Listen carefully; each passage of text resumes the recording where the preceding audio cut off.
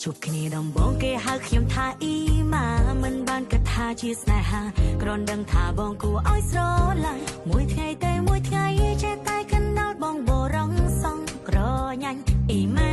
ស្រឡាញ់ពេញបេះដូង